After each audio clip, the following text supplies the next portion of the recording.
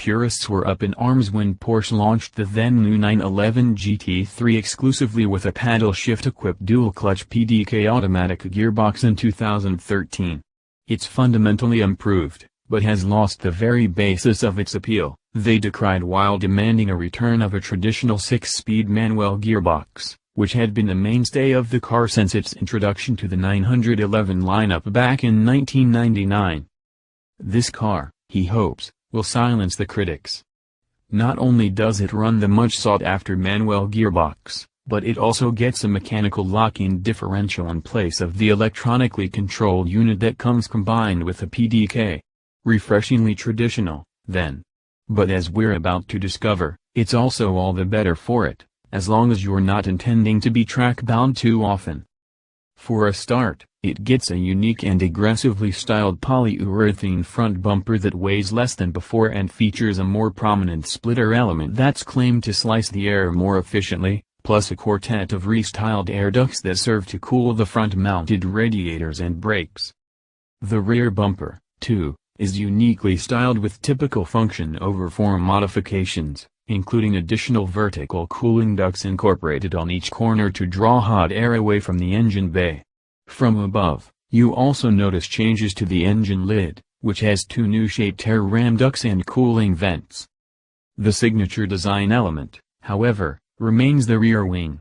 Drawing on more up-to-date aerodynamic data gathered while testing the 2017 911 GT3 in Porsche's newly commissioned wind tunnel at its R&D center near Stuttgart, Germany, it has been lightly restyled. It is also now mounted 20 mm higher and 10 mm further back in a move aimed at better harnessing its downforce inducting qualities. The 911 GT3's naturally aspirated 4.0-liter version of Porsche's classic flat 6-cylinder engine is known internally under the code name 9R1.5, and is related to the same sized unit of the 911R. It features a number of new developments, including friction-reducing plasma-based cylinder liners, a stiffer crankcase, redesigned cam followers within the rocker bearings and a revised scavenging system for the dry sump that is claimed to reduce oil recirculation by more than 40%.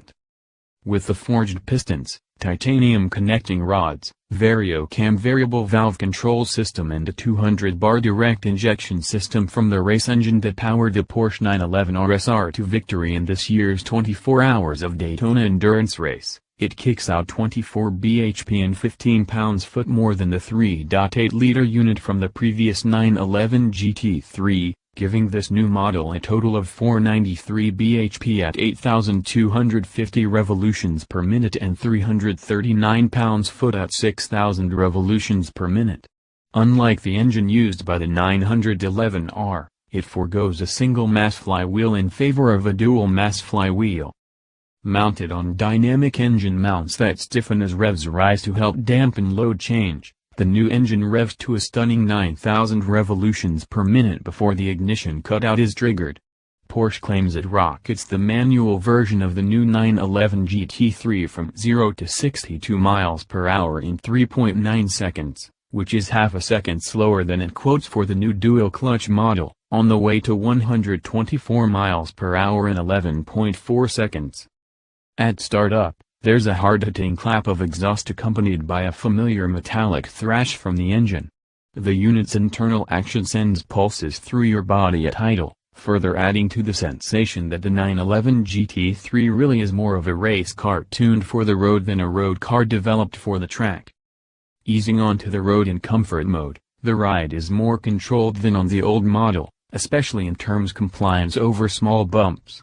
As part of Porsche's efforts to make the 911 GT3 a more agreeable long-distance road car, its adjustable dampers, which can be set to either comfort or sport mode, have been modified to provide what Reuninger describes as a wider operating range.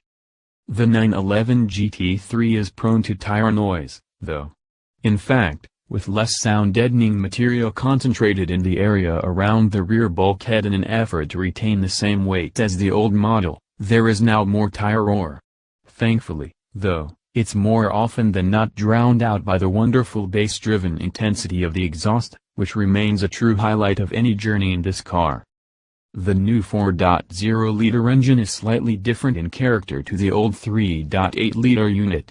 The increased torque, which arrives 250 revolutions per minute earlier than before, contributes to greater urgency through the mid-range when you're really on it in second, third and fourth gears.